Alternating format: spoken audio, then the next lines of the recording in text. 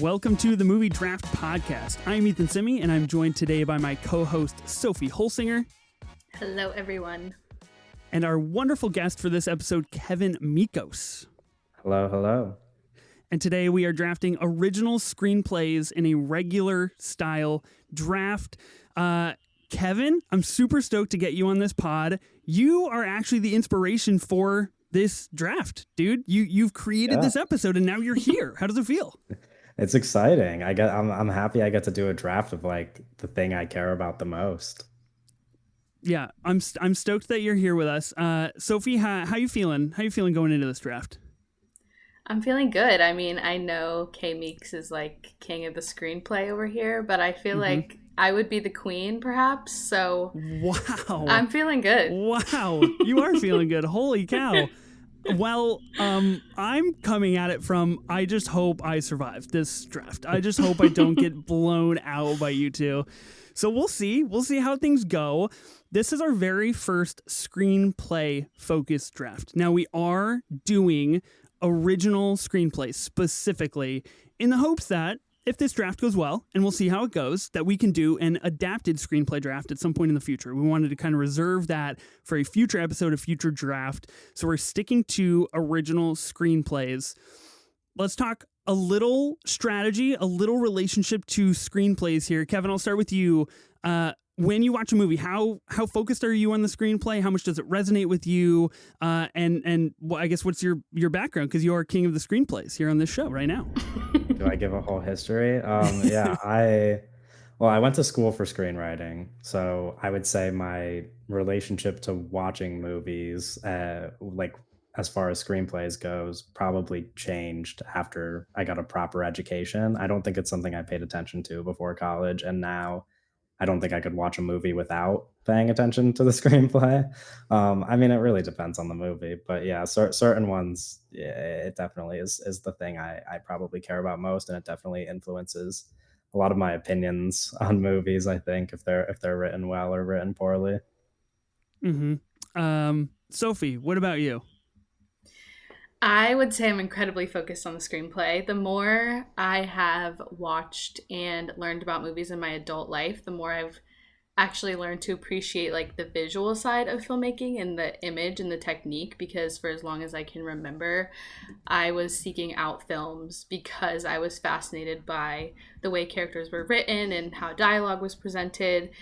I'm a big fan of reading screenplays, and I've often in the past said that my favorite genre of movie is just smart people talking, because I love watching witty and interesting conversation on screen. So I am a little nervous for this draft just because I feel like I'm going to be drafting 6 movies that I don't shut up about anyways. So we'll see. So that's actually a really good segue into my next question. So every draft that we've done so far has predominantly been focused on a single either genre of movie, type of movie, filmmaker, what have you. This is really the first draft where we're kind of straying from that. And in my eyes, it kind of opens up this fork in the road. When you draft something, do you go for the quality of the screenplay? Or do you just use this draft as an opportunity to, as you said, Sophie, maybe just like draft your favorite movies that like qualify as original screenplays? You can answer if you want to answer it, but whatever you want to reveal here on the pod is up to you. I will tease, we do have 6 categories. So we're not just drafting 6 movies across the board. We have 6 specific categories, 6 rounds that we'll be going. I feel like depending what draft pick that I get, first, second, or third, that's really going to determine if I go screenplay oriented or just movie oriented. So we're going to see. Like I said, I'm just trying to survive. I'm just trying to put out a good team here and and one that represents me well. Kevin, I feel like you and I might bring different energies to this draft, and I feel like that's a good thing. Maybe. I feel like we're going to bounce off each other, right? Yeah, it's possible. I think I don't know that I have too much strategy to give away, but I will say I both really like the movies I plan on picking and really like their respective screenplays. I tried to balance the two things. I don't know. I think I'm a little more screenplay focused here. Like I'm not just going to draft my 6 favorite movies. See but that we'll this is see. where we might differ. This is where I might go with just my 6 favorite movies. That's We will fair. see. Like I said, depending how the draft shakes out. We do. I'll give the listeners a little bit of background. We obviously had a group chat getting ready for this draft and planning our recording time and all of the things that you do to set up a podcast. And Kevin, you came in prepped and you asked us, hey, can we go from 4 categories to 6 because I feel like I have so many good draft picks. Last week we recorded with Tyler of the Real Talk podcast. I feel like we're on a couple week streak here where our guests are figuring out to bring the heat, and it's really fucking with me, and I appreciate it, but I also don't. So thanks, but maybe no thanks. I don't know. I don't think I'll be too mean of a drafter. I don't think you have too much to worry about. I'm worried. I am competitive, but I know. This I isn't like to- exactly the place for competition for me. I feel like this is my time to talk about screenplays. I'm just gonna shed some light on things I enjoy. Maybe I won't be too much of a competitor. I love it. Well, however this shakes out is going to be fun. Like I said, we have 6 categories that we are going to be drafting for this original screenplay regular draft. So we're going to be drafting in a snake style, and we're putting together a team of 6 of the best original screenplays. Now, here are the categories. We've got Oscar winner / nominee. That alone, pretty big category. Doesn't necessarily have to win an Oscar, just has to be nominated for one. Female written. Writer-director combo, debut feature film, action horror comedy, and then we have a wild card as our 6th round. So I feel like we've got a pretty good spread here. It's already like naturally a very large body of work to be choosing from for original screenplays. So I am really interested to see what directions we go. I know Sophie, you were doing a little bit of recon, watching some of Kevin's favorite movies, prepping for this draft. I know some of your favorite movies and screenplays. I kind of hope that maybe we can steal some things from each other. At least I hope that I can jack something from you guys that you really want. Because then I'd feel like I get a small victory in the draft. I mean, yeah, steal away. You can try. Oh, I can try. Oh, invitation. Great. Okay. Wonderful. Are you guys ready to draft? I'm ready. Yeah. I'm ready. Okay, let's do this. Okay, so I do have a wheel of names to randomly generate who is going to be getting the first pick. I'm going to be doing it on my phone so I don't blow up the podcast as we go. So I will share the video with you guys. Obviously, listeners cannot see the video, but this is real here. So I will tap to spin, and we will see who is going to get the first draft of the original screenplay draft. Oh, boy. That's a tough beat. Okay, well, it's Sophie, and then we'll see who is going to get pick number 2. Well, shucks, it's not me. It was almost me though. It was very close. It's going to be Kevin. Okay, Sophie, Kevin, and then myself at the turn. We've got 6 categories. Kick us off, Sophie. Choose the very first draft pick of the original screenplays draft. Wow. Okay. Honestly, this is a draft that I kind of wanted to be on the turn because I don't know. I don't really want to set the tone here. I'm a little bit nervous because I would be too if I were you. There's just a lot of ways I could go. But now that you're saying that there might be some stealing going on, I kind of just want to get my core things out of the way. So I didn't say there would be stealing. I just said there's a lot of potential for theft in this draft. Of course. And I mean, now that I'm going first, I'll share a little bit of strategy. Not strategy, just kind of where my head is at.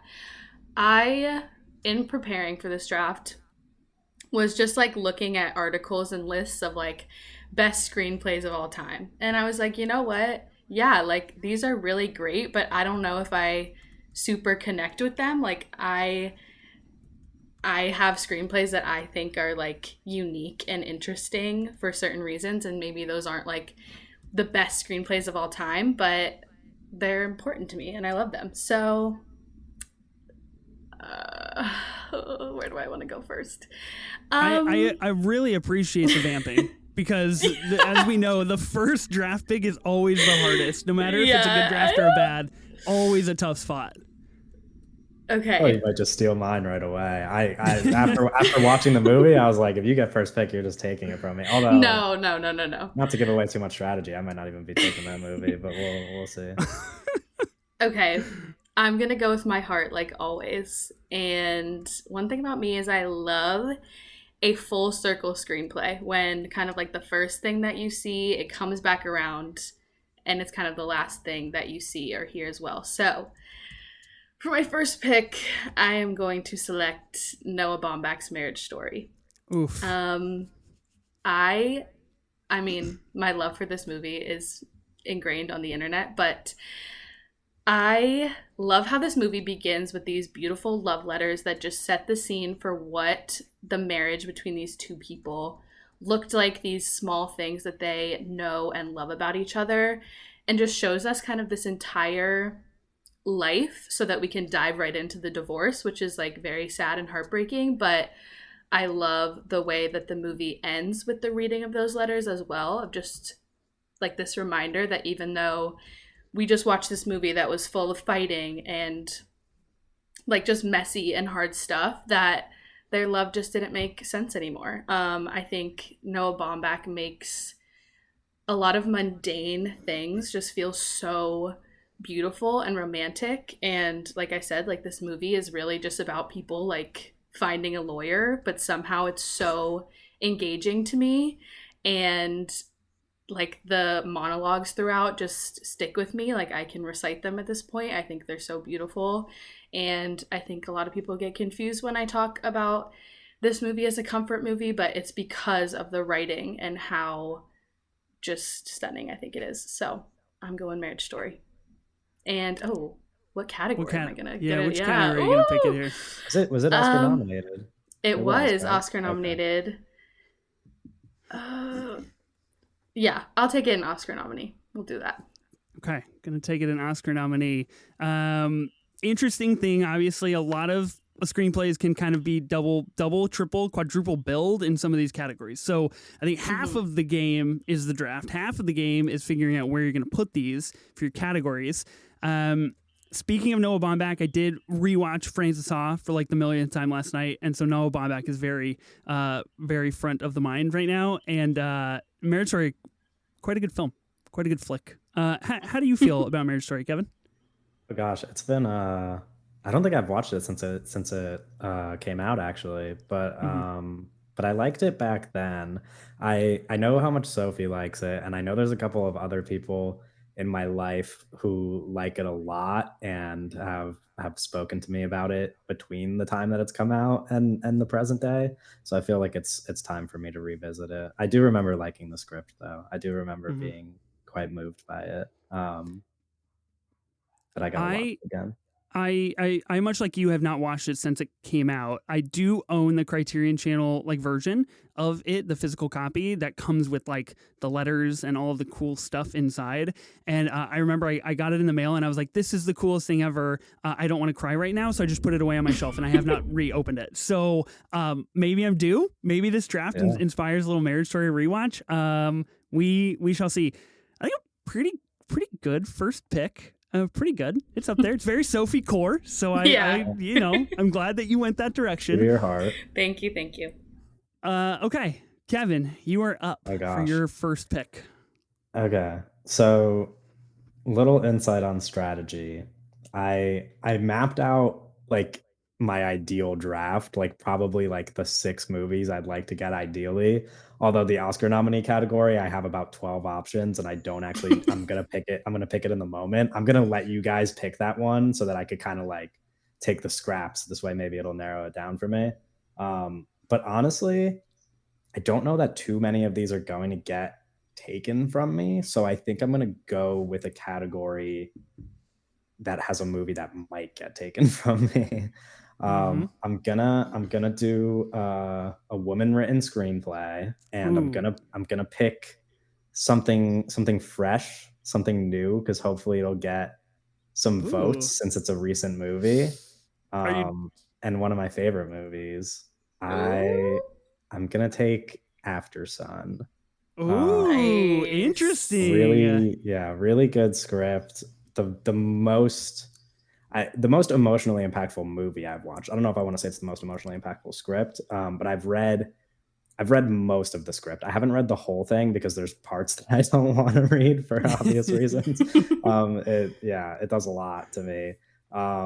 But it's really well written. I really like the way Charlotte Wells writes. I could have also taken it in debut because Hmm. it's her first movie.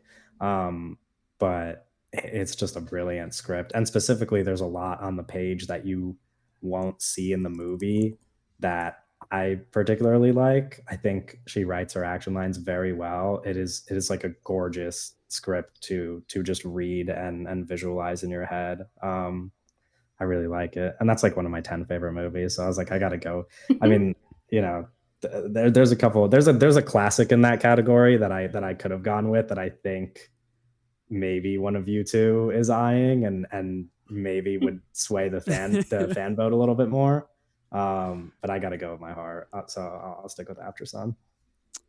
Love it. I adore After Sun. I don't have a huge collection of screenplays as of now. I do have the screenplay books for every season of Succession, and I have Oppenheimer, I have Jobs, I have Napoleon Dynamite. I have some like really random ones that I've found on Right. on sale or whatever the case. After Sun would be incredible to read, and I hate to boil it down to like, oh, this one line is really good or this one line is really good, because obviously that doesn't encompass the full kind of array of what a screenplay is able to do. But there are so many lines in After Sun, just like looking at the quotes that are on IMDb, where I'm just like, oh yeah, this is like Yeah. one of my favorite movies of all time. Like just everything, like I just reading the fact of sometimes you get home and it feels like your organs don't work is just like brilliant writing. Yeah. After Sun is so good. And sometimes it does come down to just lines. I mean, I know it's like Yeah. an oversimplification, and I shouldn't be saying that as somebody who writes scripts myself, but like some people just are really good at writing specific lines, and like that Hmm. sticks with it. I mean, if you want to talk about a script that's memorable, it's going to be one that has lines that you remember. Yeah, Yeah. So that's true. How are you associated with After Sun, Sophie? Are you a fan? I'm a fan. I'm not a 5-star fan, but Whoa, okay. I I like feel After attacked. Holy Sun. cow! Jesus Christ! No, I just know. I feel like I don't know why, but I feel like most men in my life are very connected to After Sun, which I think is very interesting. Like I know a lot of our, internet friends, film Twitter Mhm. friends, etc., really have a connection to that movie.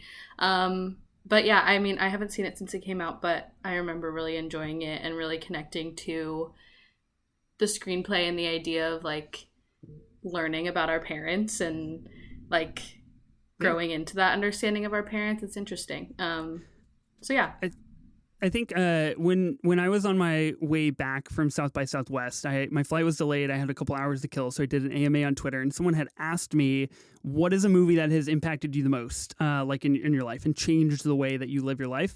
After Sun was a very simple answer for that very particular reason, Sophie. Wow. That it is a complete eye-opening experience of like your parents are not just your parents; they're just people that are just trying to figure out how to raise you. And that's now how I view my relationship with my daughters. And I do connect to this movie so much because I do have daughters. And so it is a very intense film for me to watch. I famously saw this movie a few weeks before Ben did, my co-host of the 24 Minutes of A24 podcast, and he didn't believe me that it was one of the best movies of the year, so he just turned it on at work when he was available, and he just started crying at his desk at work, but because I was right. So incredible moment for Ben there. Okay. All right, that's a really good pick. You got me really off on a mental tangent here, Kevin. You got me all discombobulated. Okay, so that brings me to my double. I feel like the female written category is probably the slimmest, unfortunately. Going through Oscar nominations and winners, pretty sparse to find a woman written script. So I'm gonna knock that out first I feel like I have some pretty good options. I feel like there's a couple that would be surprising that would be fun to pick here that I didn't know would qualify for this category. But I'm gonna stick to my guns. I'm gonna stick to my A24 core, and I am gonna go with Lady Bird by Greta Gerwig. I would assume this might be the other movie you were talking about, Kevin, for the fan vote here. This is one of the other two movies. This was Okay. this movie is in my heart for a lot of reasons. Yeah. Gosh, I don't have like a whole spiel to talk about Lady Bird, but it is an incredible movie, and I think it rightfully deserves to continue to be in the conversation of like, let's Google best original screenplays, and it's like always on the list. It's always top of mind when you talk about A24, Greta Gerwig, Saoirse Ronan. Like it's just a movie that has stayed, and I think that is because of everything that the screenplay is able to do, especially when you get to like the final 15 minutes of the movie. I love Lady Bird. Such a good flick. So good. So good. I don't know if you guys want any Kevin lore, but Lady Of course. Bird, Always. Lady Bird is actually the reason why I say it's in my heart, and this was my backup pick if somehow After Sun was taken from me in the first round. Lady Bird is probably the single script that has inspired my writing the most out of Wow. any movie Wow. that exists. Like this movie got released at just like the perfect time in my life, and so much of like the kind of stuff that I enjoy writing is very similar to Lady Bird, so it was my biggest inspiration. And I remember one time one of my classmates said that something I was writing reminded them of Lady Bird, and I was like, this is all I needed. Wow. I That's love They it. also compared it to Eighth Grade, which is I guess so. Oh. I mean, they're both like coming of Sure. age movies. Coming of age. Yeah.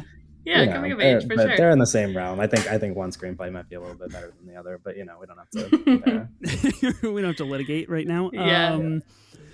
Okay, so that was my first pick. The first round is complete. I think things get exponentially harder after this. I wasn't really ready to do my next pick, so I'm gonna go with another category that I feel it's got some good options. It's got some good options for sure, but there is one above the rest when I look at my short list where I'm just like, ooh, I gotta have that. Like that's the one that I want. So I'm gonna go with debut feature. A lot of good stuff in this category, but I'm gonna go in a similar vein to After Sun, similar vein to Lady Bird. I am going to be picking up Celine Song's Past Lives. I know this might be like a little biased because we're just coming off the Academy Awards. It was nominated. I could have taken it in that category as well. Obviously you've got the A24 of everything behind it, and it kind of has this big kind of cult following now that people talk about it on a pretty consistent basis. But every time I think about this movie, I find myself continually drawn back to one moment and one line in particular, where Arthur says that you dream in a language that I can't understand. There's this place inside of you that I can't go. And I've never heard a relationship framed that way. I just think it is really special and brilliant. And I think the entire screenplay is magical. So I've got to have it. I want it on my team, and I feel good about that. I feel Classic good about that Ethan. pick too. Yeah, Two I think that's A24 good. movies out the Fucking gate. classic Ethan. I didn't want to go this route, but it had to be done. It had to be done. No, it's a great pick. I like it. It's a good movie. Kevin, are you pro Past Lives? I am very pro Past Lives. Yeah, Nice. I will say I think so. I watched it twice, like within a week when it came out. Was immediately kind of my favorite movie of that year until some movies passed it up by the end of the year, but still like one of my favorite movies of the past year. There's been a lot of criticism of the movie that I've taken, that I've really considered and have thought a lot about, and I think they're like fair criticisms, and I still think that the movie is so personal to me that they kind of don't matter.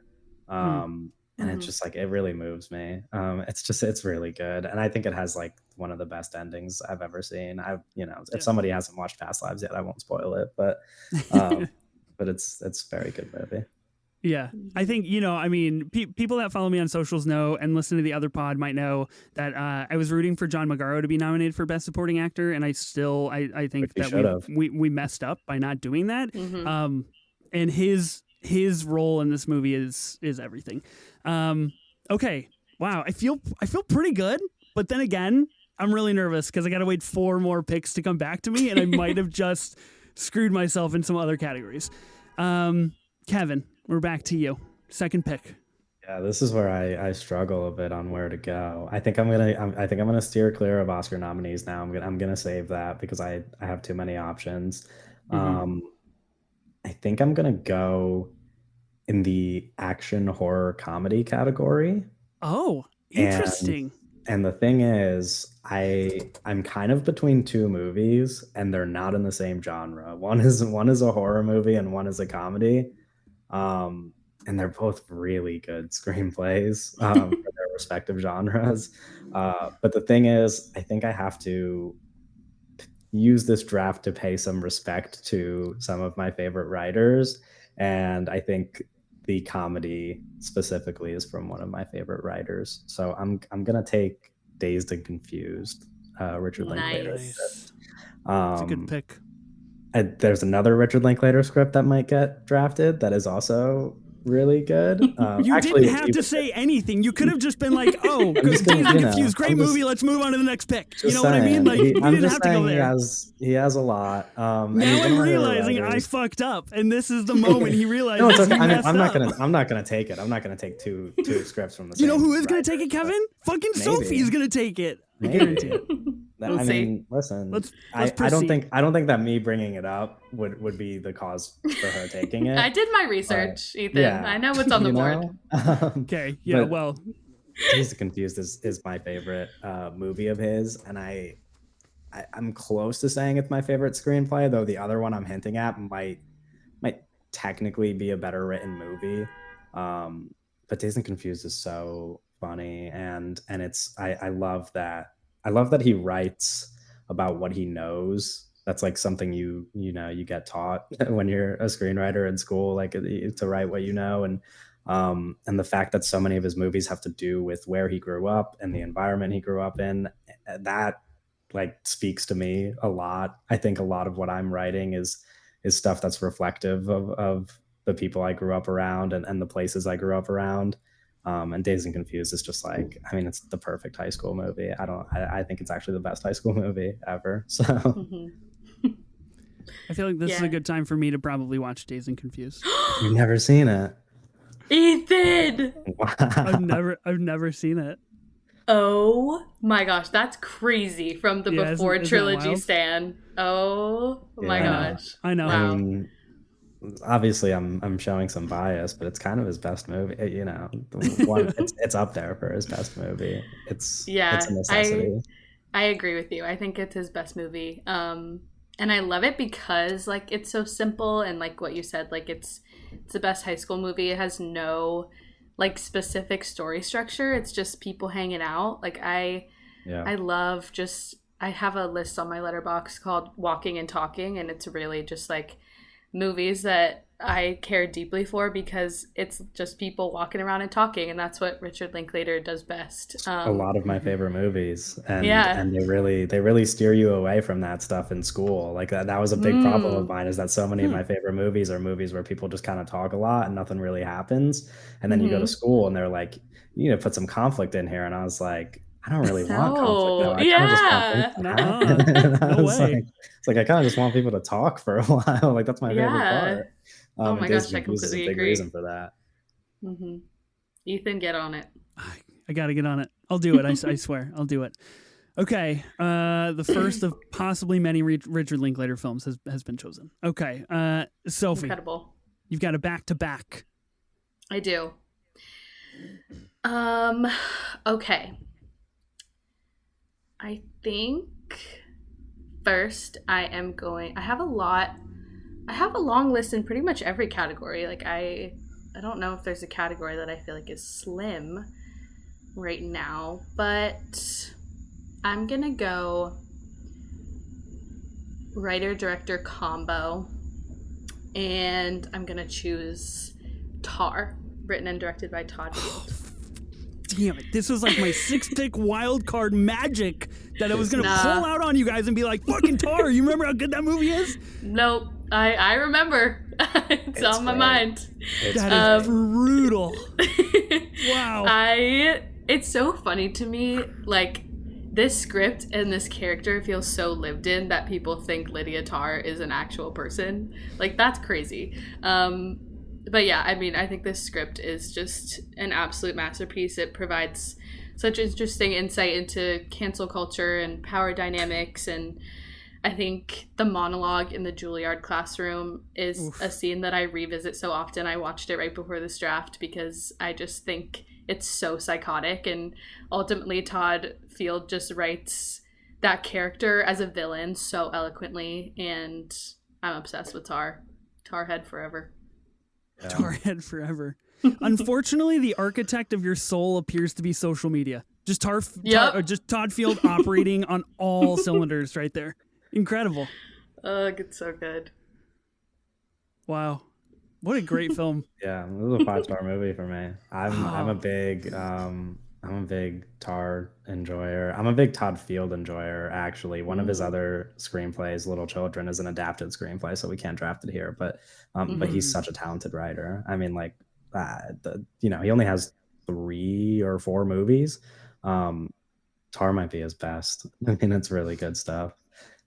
Did we as a society like fail when we didn't recognize Tar enough at the Academy Awards? Absolutely. It probably should have won Best Picture, if we're being honest. Oh yeah. Yeah, I think that's along the with right a lot take. of other awards. I like get terrible looks when I say that I think Kate should have won instead of Michelle, but you know. I agree I wholeheartedly. so agree. I think that is amazing. That is such a right take. Can I say something even more controversial? What? I don't even think it's close. No offense to Michelle Yeoh, who I think is wonderful and deserving of an Oscar in her own right. But Cate Blanchett's performance is, like, I think the best performance of the past 5 years, just in any category. Yeah. Yep. Oh, so glad we're in agreement. Apartment for sale. Wow. Michelle Yeoh could never. I mean, seriously. Okay. Wow. Well, fuck. You picked Tar. That's I picked Tar, baby. It was on my list. I didn't even see. Maybe I underestimated my opponents here. My competition. I should have known. Okay. So if you get another pick. I do. Okay. I'm going to pick a movie that it could have fallen in both categories I've already chosen. I guess I will... Let's see how you guys feel about me putting it in action horror comedy. I feel like I can.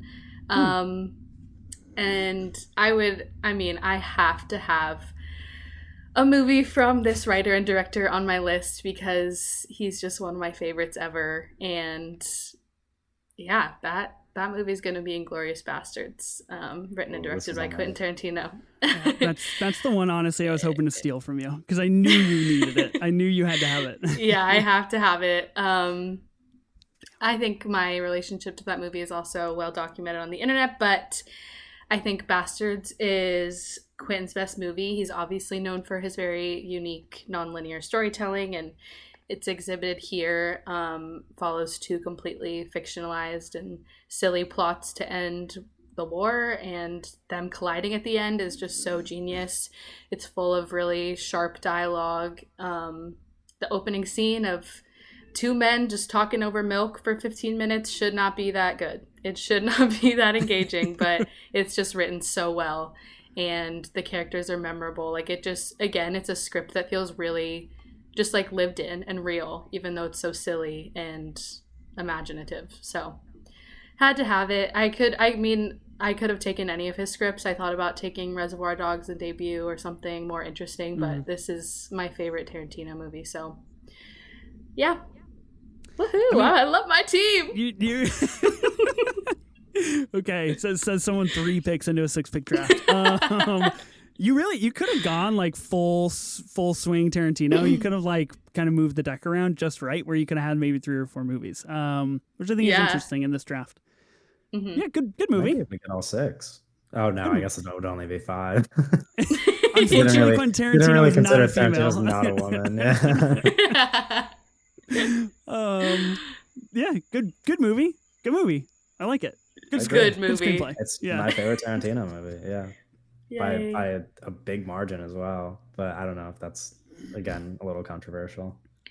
No, I think it's good. I like it a lot. I think I don't like it. I probably don't like it as much as you guys do. Look, Sophie, it's the same as like talking to me about one of my 4 favorite movies, where it's just like the other day you were like, "Oh, The Town better than Heat," and I was just like, "Hold the fucking phone!" Oh like, yeah, what are we doing? I listened to that podcast. I almost had to shut it off at that.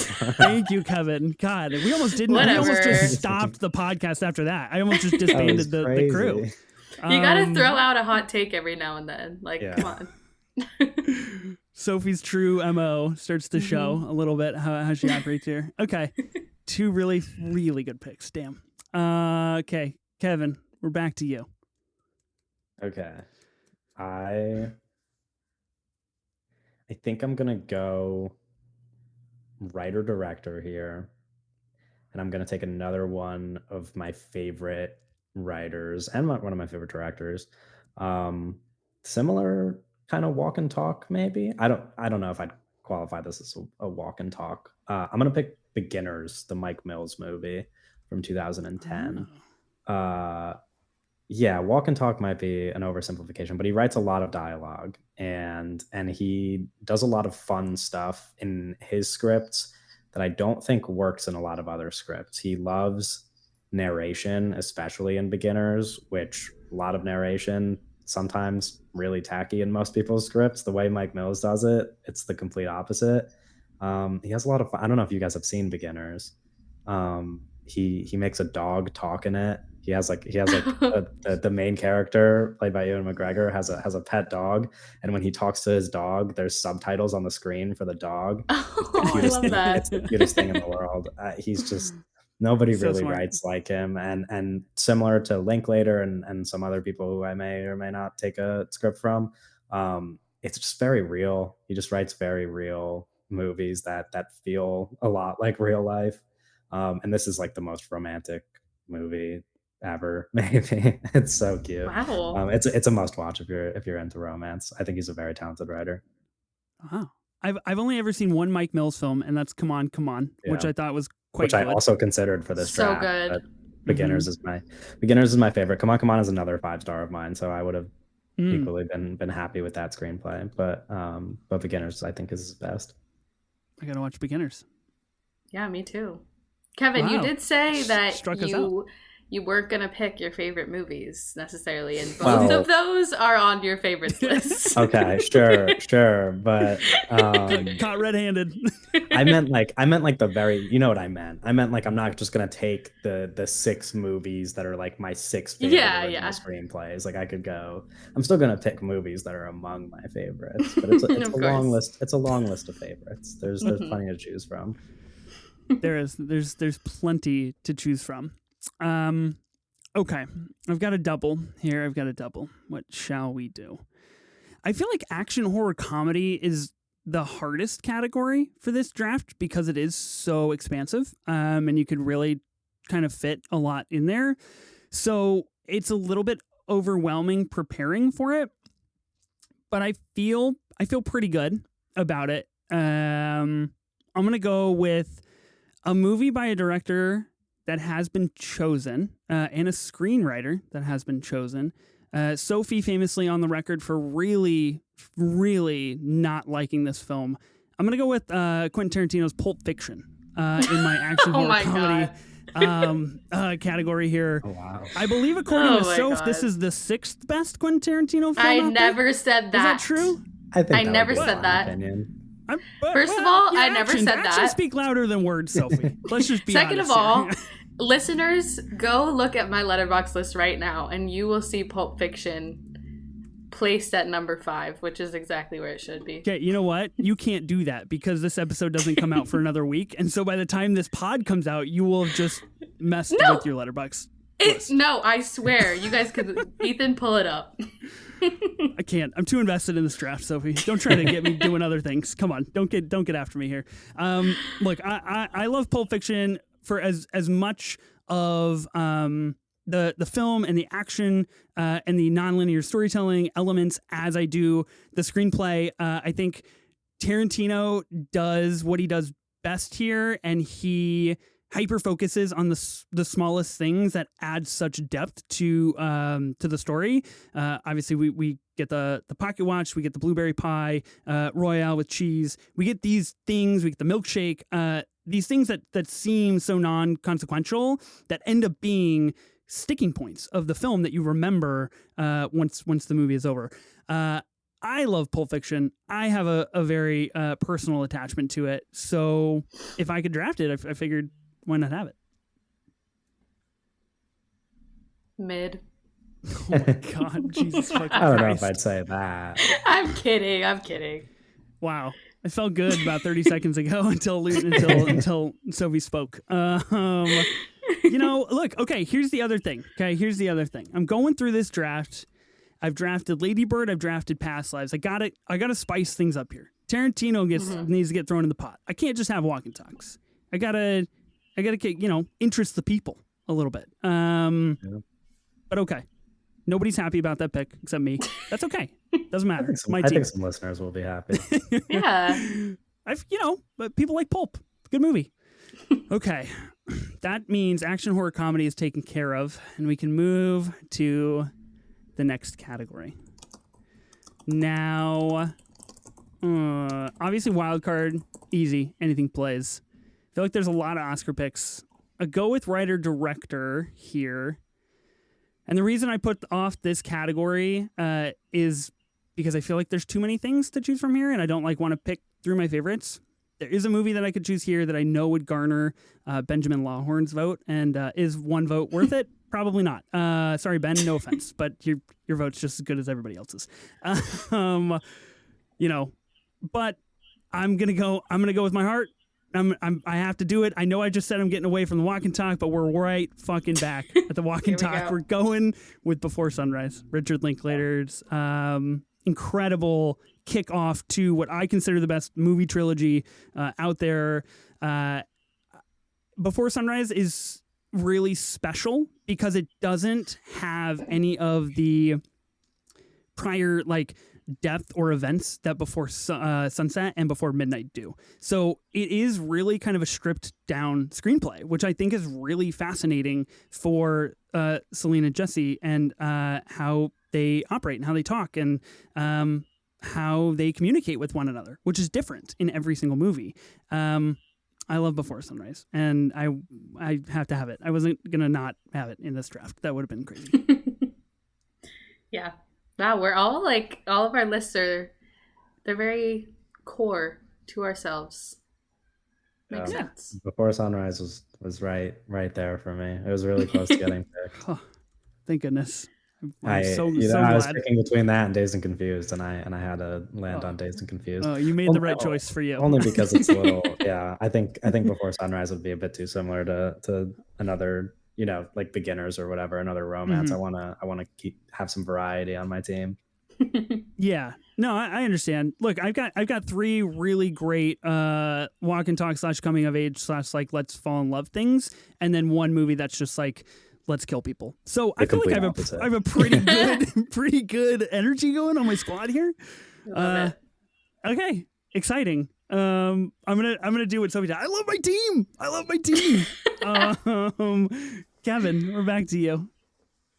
As the draft goes on, I think Sophie being critical of my previous statement might have been a little bit fair. We might just be going a lot of favorites here. However, when I made that statement, I want to clarify. I was referring specifically to a movie that Sophie watched in preparation for this podcast that is widely known to be my second favorite movie that I probably will not draft. That is what I meant when I said I'm not only going to draft my favorites, but now that I'm looking at my team, we're kind of just picking favorites at this point. These drafts evolve over time, which is part of the fun. I think we all change up the strategy as we go. Because sometimes you just got to go with your gut, and then I'm going with my gut, and my gut's obviously going to be my favorite movie. So it's just that's how it's going now. I'm gonna go debut, and I'm going to take what I consider to be, other than like maybe some of the classics, probably the most impressive debut, both screenwriting wise and as a director. I'm gonna pick Boys in the Hood, the John Singleton movie. Nice. Just like one of the best. Another piece of Kevin lore, I guess, is that my school had in our film building, we had a hallway dedicated to John Singleton after his passing. Seems lovely. He apparently was friends with a lot of our staff. I don't know if anybody who currently attends my school can confirm that hallway is still in existence. I hope they didn't get rid of the John Singleton hallway. Yeah, it's such a good movie though. There's a moment in the film that when I was like, I don't know how old I was the first time I watched it, probably too young to be watching this movie. I want to say like 13 or 14. Like, it played on cable a lot, and this is not a movie that's like really an easy watch for a young teen. But as somebody who lived in a very white neighborhood, there's a moment in this movie where Lawrence Fishburne's character, Furious Styles, he's talking to his son, and he's talking about what happens in their community, and the way that he goes about saying it. As like a 14-year-old, I was like, I didn't know at the time, but I was like, I understand systemic racism now. I was like, this makes sense to me now. Like, I didn't know that's what it was. That's what it was as a 14-year-old. But like, that really opened my eyes to a world that I didn't know existed, and I think that really shaped the person I am now, as in somebody who really cares about things that go on in the world. And I think that's reflected in a lot of my favorite movies. And I think it's most effective in a movie like Boys in the Hood, which was written by John Singleton when he was like 23, I want to say, younger than I am right now. Wow. I guess when he wrote it, he was probably closer to like 21 or 22. Because I think it got released when he was 23 or 24. It just doesn't really get more impressive than that. I think it's so good. That's crazy. That really makes me realize I'm just over here podcasting. What am I doing with my life? Yeah, what are we doing? Not teaching 13-year-olds about systemic racism. That's true. I'm just sitting here potting about movies. Damn. Good pick. Good pick for sure. Yeah. Have you guys seen it? Nope. No. Oh. It's like it's been on my watch list forever. Yeah, it's probably like one of the first movies I put on my watch list when I downloaded Letterboxd, and it has just remained Boys in there. the Hood is a must. I mean, I referenced that one scene, but there's just like, if you like, I don't know, I also picked After Sun. I might be picking a little bit too many like father movies. And Beginners is actually also a father movie. Yeah. I'm realizing I think all of my favorite movies are movies about people's relationships with their dads. But Lawrence Fishburne's character in Boys in the Hood, like the best movie father ever, and pretty much every time he talks, you're witnessing like some of the best writing and acting on Lawrence Fishburne's part. But it's so good. Like every line of his is brilliant. Love it. So happy recs. For you, Kevin. Yeah, so happy. Lots of movie watching based on Kevin's recommendations. Yeah, in the future. I knew we were gonna get outclassed here on the pod. All right, Sophie, you've got the double. This is your last double up here. Last double. Okay. Well, looking at my team right now, I have noticed that all of my movies are written and directed by the same person, which I did also notice in my research. Oh, interesting. I really like a double whammy. Like, I think movies just work really well on that level. So, anyways, I'm going to switch it up, though. And I'm going to draft in the female written category. I was scared this was going to get taken away from me, but it wasn't. And I actually don't know if it's even the movie you guys are referring to, or Kevin here. I don't know if it is. But whenever someone asks me who my favorite writer is, I will always say Nora Ephron. Yeah. Yep. We had to go here. Yeah. I have read everything she has ever written, including like random ass plays that have never seen the light of day. I just find her writing so compelling, so funny, always just provides such interesting insight into relationships and aging and femininity. And I'm choosing When Harry Met Sally, of course. And in When Harry Met Sally, she creates concepts that have just like sadly outlived her, like can a man and a woman be friends, things like that. Like even just the way that Sally orders her meals, they're written so well, they're written so specifically, so romantically. I just think Nora Ephron was someone who was incredibly observational of human behavior and relationships, and that's just something that I love to watch on screen. So I enjoy all of her work, but When Harry Met Sally is obviously the standout. So that's what I will be selecting. And Ethan took it from me in the rom-com draft, so gotta redeem myself. Hell yeah, I did. Number 1 draft pick, baby. I still dream about that. That was a good time. That was fun. Yeah, I mean, I'll have what she's having. Iconic. Really good stuff. I love that you just went into basically a lecture on Nora Ephron and you're like, she is so wise. And I was like, yeah, 4 words, pretty good stuff. Yeah. No, but she is like, I think when we were preparing for the podcast, I mentioned, I was like, it's really unfortunate that so much of the category for women writers is just movies that came out recently. And Nora Ephron is like the biggest exception to that rule. Because she was doing this for a while before that. I mean, it's like one of the best screenplays ever. When Harry Met Sally is like on the in the Hall of Fame, I guess you would say, of greatest screenplays. It's like it's one of the ones you have to study. Yep. Also, right now I'm sitting next to my stack of books, and on top is the screenplays for When Harry Met Sally, Marriage Story, and Inglourious Bastards. And guess what? Those are all on my team. So incredible. Here I am, loving my Doesn't team. get more Sophie core than that. Exactly. And we're going to go even deeper to the Sophie core. You guys ready for this one? Oh, boy. It's going to be crazy. It's so unexpected.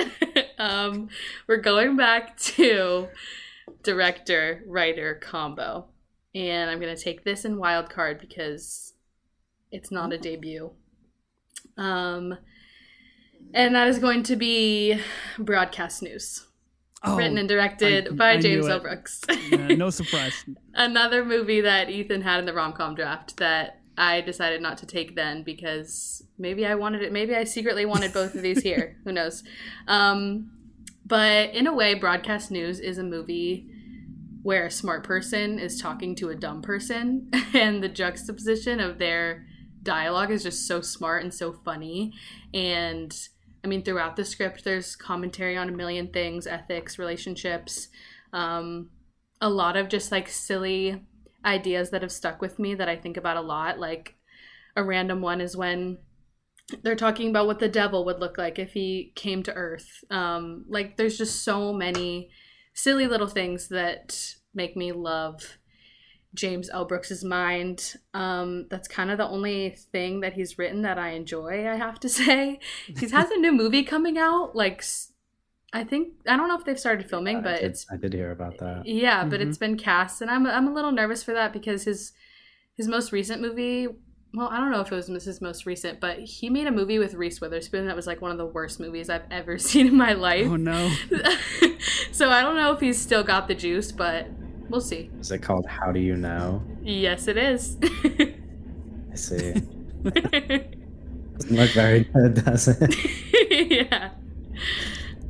There's a line in this that, just looking through the quotes, that because I've only seen this movie once, really great film. Obviously I saw it because of Sophie's recommendation, where he says, "Okay, I'll meet you at the place near the thing where we went that time." That is truly genius screenwriting. Like that is so, like, it's just so smart. Like I just don't know how else to describe it. Good movie, really good movie. I have to watch it. Nominated for 7 Oscars, so kind of a big deal. Kind of a big deal. Love it. Okay, Broadcast News. I'm happy for you, Sophie. You're happy, I'm happy. You've done it. You got your broadcast news. Okay, Kevin, back to you. You got 2 categories left to fill. think I think I'll stay on brand. I'll go wild card as well. Um, I wanna I wanna pick a fun one, and I think in the spirit of a wild card, I want to pick something a little controversial, perhaps. Mm. Mm. Something that like is maybe not as universally loved and potentially could lose me this draft, voting wise. If a lot of people do not like this movie, which I think that's the common consensus on this movie is that a lot of people don't like it. I'm Oh, so fascinated dang. right now. What is it? I'm gonna go with a true wild card, and I'm gonna pick Showgirls. The Wow, I just saw this for the first time like 1 week ago, Kevin. This is incredible. What a um, film. it's perfect, and for some reason, people think it's the worst movie ever made. I think it maybe has more like thesis level papers written about it being the worst movie than any other movie in existence. I don't know how it is so hated. One thing I noticed when watching it for the first time actually was that I just didn't really think it was that bad at all. Like, I was just like, I went in understanding that that's the reputation the movie had, and I was like, "This just kinda seems like a normal movie to me." I was like, I'm kinda shocked that people ever hated this to begin with." Um, it's so well written. It's like this is like one I hate that I didn't have quotes prepared because you have so many quotes. I might have some in my letterboxd review of it actually, but this is like one of the most quotable movies that there is. Like, there's there's a moment where someone says, "There's always someone younger and hungrier coming down the stairs after you," which like quite Brilliant. literally captures the I love that. entire like message of the movie. It's just yeah, it's so good. It's one of the great movies about capitalism and America Mhm. ever. I'm like shocked that people hate it, and it's weird because so much of what they hate about it is stuff that like so obviously is planned specifically in relation to the screenplay. There are like scenes where people will reference them and be like, "This is some of the worst acting ever," and I'm like, "This seems like a very specific creative choice to me that really works." I don't know. It's if it loses me the draft, it loses me the draft. But I'm gonna go with my heart. I think Showgirls is one of the best scripts there is. I hope it gets you votes, honestly. I I Oh, I think since I've only seen Showgirls once, I'm still like on the fence about it. I'm still like, oh wow, that was a lot to process. yeah. There is one thing. So this is the one quote that I did want to say. Al, the owner of the strip club that she initially works at, tells Hope, the new dancer, if you want to last longer than a week, you give me a blowjob. First, I get you used to the money, then I make you swallow. That is wildly unhinged and very elite level like thinking of the things that it is talking about and covering. Crazy movie. That guy's great in that Yeah. movie, by the way. There's The also movie about showgirls, I just wanted to call it the one guy in the movie that's good. no, it's like it's so I mean there's a moment where someone says we take the cash, we cash the check, we show them what they want to see, which is like so Damn. there's I'm when referencing the quote unquote like bad performance at the center of the movie that everybody talks about, there's a scene in a pool where somebody is having sex and it looks very performative, and I'm like, that's the point of the movie, guys. I'm like, that's like the goal here Mhm. is that they're doing that on purpose. Like they're supposed to be performing. I'm like shocked that people really despise this movie. It's so smart. It's Yeah, down to every last detail. I think it's so good. it's a good pick. I That's a haven't true seen wild card pick. Showgirls, It but is streaming on Criterion. sorry, go ahead, Ethan. Oh, I was just gonna say it's streaming on Criterion Channel right now if anybody wants to watch it. Okay, then I will watch it. I had no idea it had that reputation, though, Kevin. Like, I didn't know people thought it Oh, was it the has worst a movie really ever. bad one. Yeah. Wow. Yeah, and there is, in all fairness, there is a scene toward the end of the movie that a lot of people really despise and think doesn't have to be in the movie, and it is a pretty difficult scene to watch, and you could probably argue that it doesn't belong in the movie. It just depends on whether or not you want to overlook that scene. I would tell you to maybe look up what that scene is before you watch the movie. Not just you, but the listener in general, if you haven't seen Showgirls. I'll say one very quick thing about Showgirls before I move on to my double picks here. So I actually picked up a physical copy of Showgirls at it was called Thriftapalooza. It was this weekend thrift extravaganza that I went to with my family, and there were just thrift shops in a big warehouse. So I found all these Blu-rays for $2 a piece, and I picked up Showgirls because I was like, oh, I'll watch that eventually. I should have that. And I opened it up, and lo and behold, there is a physical disc of a lesbian porno in my Showgirls case. And I watched Showgirls, and I was like, oh, I get it. I understand what this person was doing. That's funny. So that was wild. That was truly unhinged behavior from whoever previously owned that Showgirls copy. I did stream it on Criterion Channel. I immediately put away my Blu-ray case. I didn't really want to touch it after that. Okay. I have a double pick. I have a double pick here. Oh boy. Okay. Is this going to round out my team? This is all I got, right? I got Oscar winner or nominee, and then I've got Wildcard.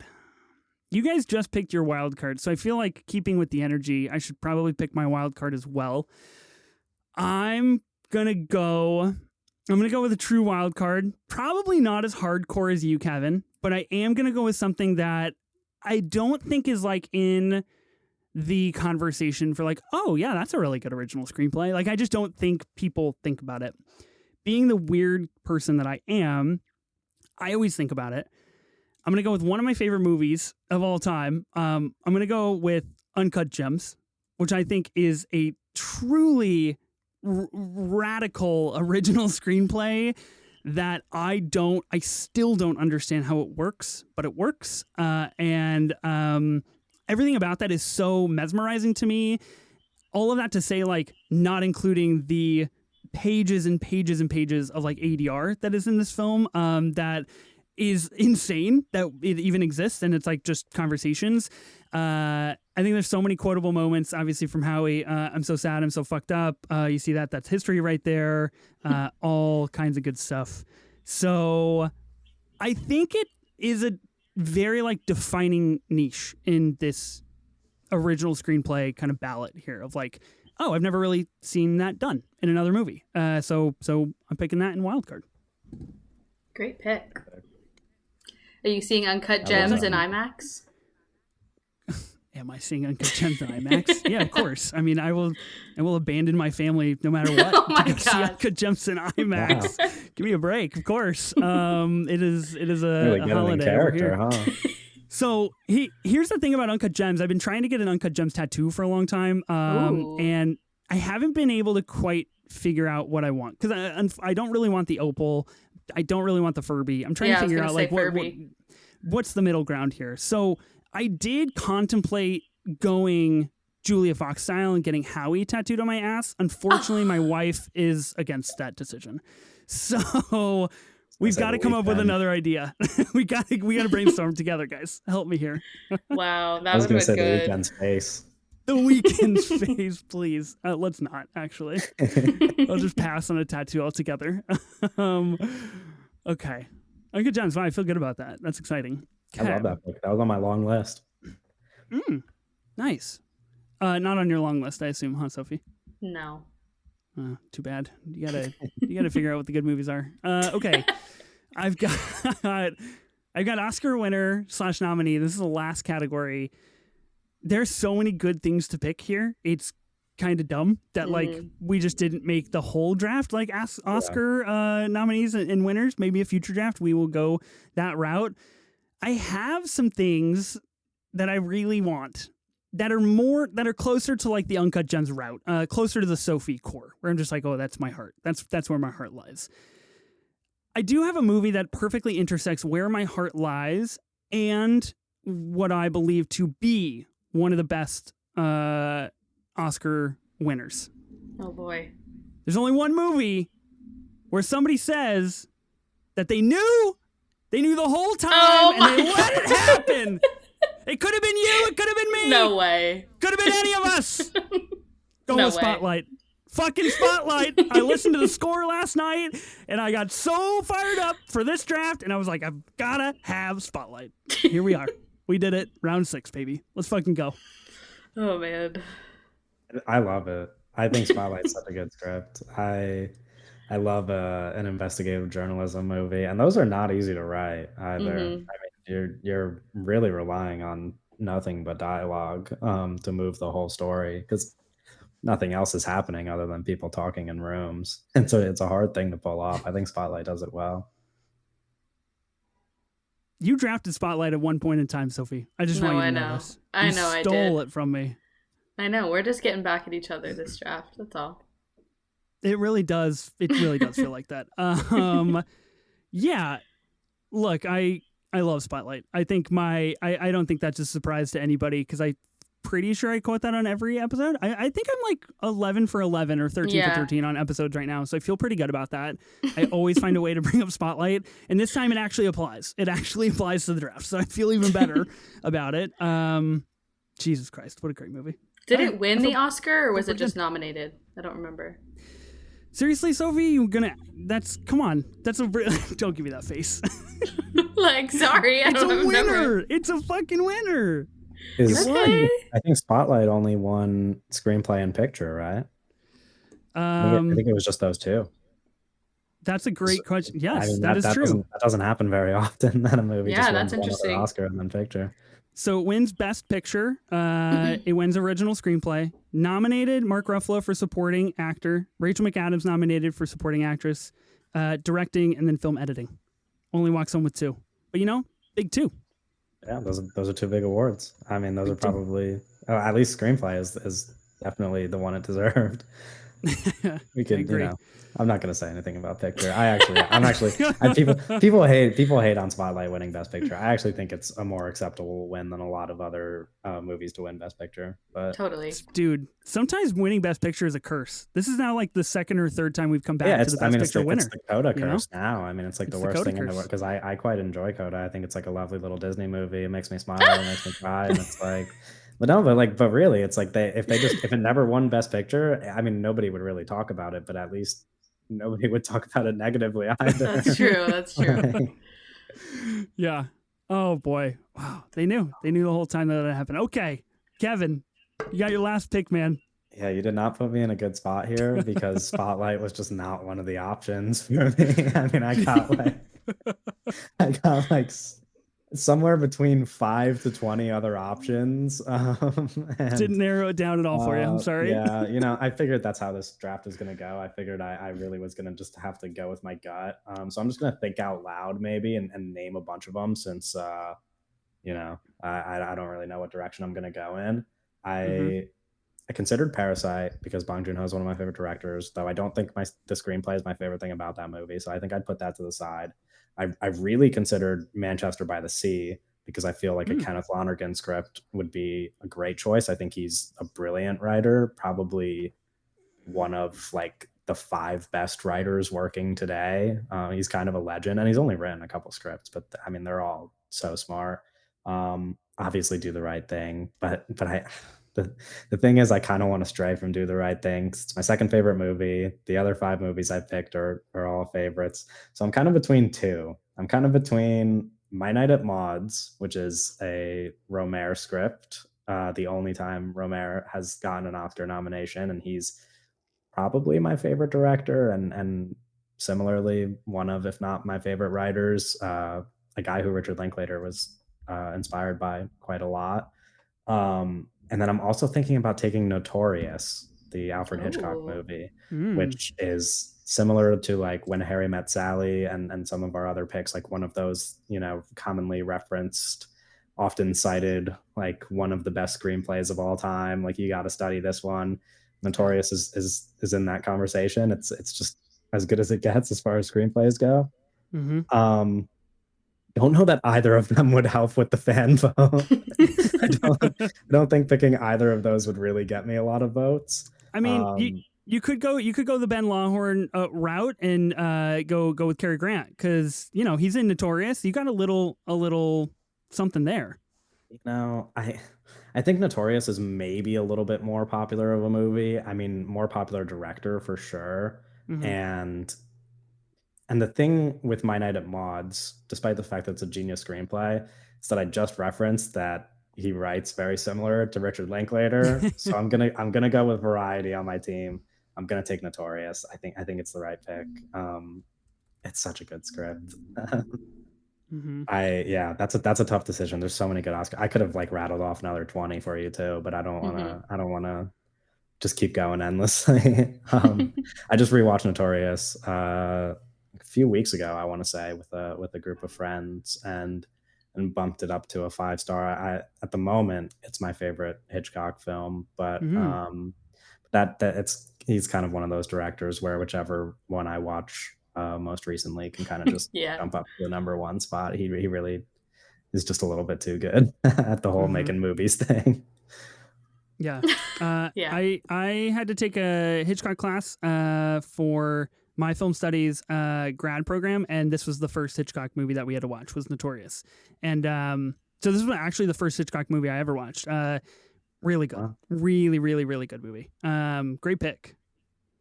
Thank you. Yeah, I think that's a good one to round the team out. Love it. Haven't seen it. I haven't seen like maybe almost the entirety of Kevin's team, so I guess I have work to do. Yeah, you got some stuff to watch. Yeah, you got to get to work. Okay, Sophie, you got one category to go. You're the last pick of the draft. I'm so glad. I was holding my breath throughout both of your guys' picks, because some of the stuff you guys were saying, I really thought you were going to take my last pick, which I'm glad is last, because I think it's iconic in nature. And it's just a good way to round this out. So I could have taken this in Oscar winner nominee, but my last category left is debut.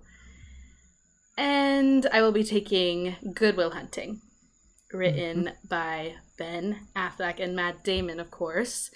I mean, what can you say? They were literally like 20 years old writing this, and I think it's so beautiful in the way that it deals with such traumatic themes, but it's also so funny and so witty, and it like explores and portrays Boston so well. Like, there's just so many aspects to the script that I think are perfect. Obviously, they won the Oscar, and there's very iconic images of them calling their mothers, and it's just all very sweet. And I feel like I just wanted it to be picked because I love them and I love everything they're doing. And I wish that I could have picked The Last Duel, but I didn't know that was based on like a short story or something. Because I mean, guys, The Last Duel is such a good script. Like, I'm sorry. So good. I know we can save that for a future pod, perhaps. But yeah, I needed Ben and Matt to have some representation here, because they're perfect and they write so well together, and I love it. So Good Will Hunting is my final pick. This is the movie that came to mind when I suggested this category. This is kind of like what you think of when you think of a debut. Exactly. It's like, this is the dream. I mean, it's just like two guys making a movie. Yeah. Like, it's fucking awesome. I love Good Will Hunting. Yeah, I think the lore, like outside of the screenplay and the film, is just as cool to go like with this movie of like, oh wow, like it worked. They did it. Like they wrote a really successful movie, and like look at them now. They're making incredible things. Slash The Accountant too. So yeah, like we're out here. We're in Hollywood. We're doing stuff. We're making movies. Really exciting. Okay, that finalizes our original screenplay draft. Let's go through our teams, then let's go and maybe give a couple of honorable mentions or a couple of shout outs of things that were close, things that might have gotten picked. Sophie, I'll start with you. Would you read your team for us? Yes. In Oscar winner / nominee, I have Marriage Story. My female written screenplay is When Harry Met Sally. My writer-director combo is Tar. My debut feature is Good Will Hunting. In action horror comedy, I took Quentin Tarantino's Inglourious Bastards, and my wildcard pick is broadcast news. That's okay. That's all right. We'll Kevin, you want to read your team for us? My Oscar winner nominee is Notorious. My female written is After Sun. My writer-director is Beginners. My debut feature is Boys in the Hood. My action horror comedy is Dazed and Confused. And my wild card is Showgirls. That is an elite team. Well done, Kevin. Nice work. Thank you. Okay, my team. In Oscar winner nominee, I chose Spotlight. They knew. Did you guys know that? They knew the whole time. And they let it happen. In female written, I chose Lady Bird. In writer-director, I chose Before Sunrise. For debut feature, I chose Past Lives. In action horror comedy, I chose Pulp Fiction. And in wild card, I chose Uncut Gems. Wow, I feel like we all really showed up and like represented our personalities here in this draft, and for that I'm really excited. Kevin, I'll start with you. Was there any honorable mentions you wanted to throw out? Anything that you're really close that you really wanted to pick if we kept going? How many can I throw out? No, I'll keep it short. I named most of the Oscar nominees that I think should have been brought up. Although I forgot to mention Moonstruck in that category as well. I think that definitely is worth considering. I think in the debut and also in action horror comedy, Scream and Superbad both would have been really fun picks. Scream is the one I was between when I said I was between a horror movie and a comedy. I think Scream is like as good as it gets for a horror screenplay. I also think The Sixth Sense deserves some love, and M. Night Shyamalan script. I think he's one of the best writer directors, although many people might disagree with that. And I'm gonna give a shout out to Columbus for debut as well. Ooh, I love that. What a lovely script that people don't talk about enough. I'll cut it there before I go too long. Actually, one last one. When Sophie referenced your last pick, the way you were talking about it for debut, I thought you were about to take Get Out, which is another one. Oh yeah, of course. Oh yeah, that would have been a good pick. That would have been good as well. Yeah, Sophie, any honorable mentions you want to toss out? Yeah, I had a lot of those, and I have so many. Well, I mean, I think we were really true to ourselves, and therefore we didn't take a lot of the classics like Chinatown and Citizen Kane and 12 Angry Men. I mean, we know that those are amazing screenplays. We don't need to harp about them, but I had those on my long lists. I really, really love the Network script. Yeah, that's one that I have actually read before, which was a fun experience. What else? Yeah, I had Get Out. I had Juno as one of my debuts. I love that script. There was no Paul Schrader love on this podcast. Yeah, I thought about Taxi Driver. Yeah, I thought about it. Yeah, I thought about Taxi Driver. That also counts his debut, which is crazy. I didn't crazy really think about that. Yeah, but that would have been kind of the fan vote debut pick for sure. Yes, for sure. Yeah. I believe, if I'm not, I'm looking up. Yeah, I believe you also could have picked First Reformed for writer director or Oscar nominee which would have been a really interesting pick. Can I shout out one more really quick? I forgot to mention this, Of course. but on the subject, I just feel like I have to reference movies that people might not know about because they should give them more attention. There's this movie called The Official Story, an Argentinian film. Lovely screenplay. I don't think I even know anybody else who has watched that movie. It's very worth checking out. There's some really good stuff in there if you're into a political thriller. So people should look into that one as well. I love it. Love the recs here. Yeah, I think there's obviously a lot of things to recommend to go about. For female written, I had obviously May December is probably one of the more prominent ones as of late. I had First Cow on here by Kelly Reichert, which I think is quite a good screenplay. Kevin! Also on my list. I had two Kelly Reichert movies on my list. Did you have was Showing Up the other one? Certain Women was the other one. Oh, okay. I haven't seen Certain Women, but I do love First Cow. Really, really good movie. I think let's see. I also had Step Brothers for comedy. I think that is hilarious. I think that is exactly what that type of comedy should be. And it's very niche and very special.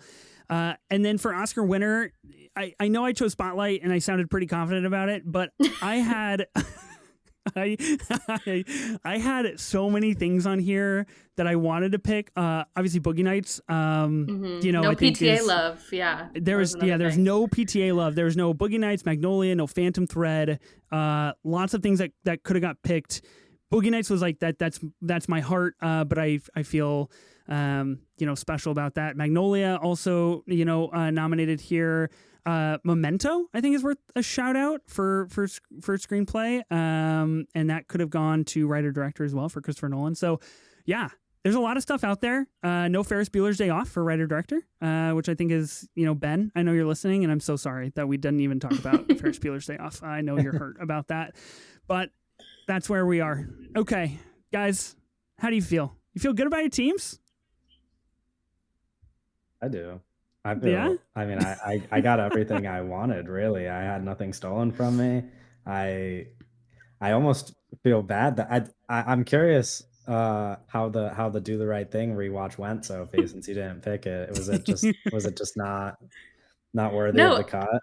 I mean, I rated it 5 stars. Like, I think it's an excellent movie, but I think, like, I don't know what movie you referenced, but you said something like the screenplay isn't just what, like, you said this about Parasite. Like, it's not like it's not what I'm thinking about when I'm leaving the movie. Like, I love the, like, camera angles and the color. Like, Do the Right Thing for me is just, I don't know, the screenplay didn't, like, stand out to me as much as I thought it would, just because it was on all of the lists of, like, greatest screenplays ever. Obviously, I think it's great, but I just didn't.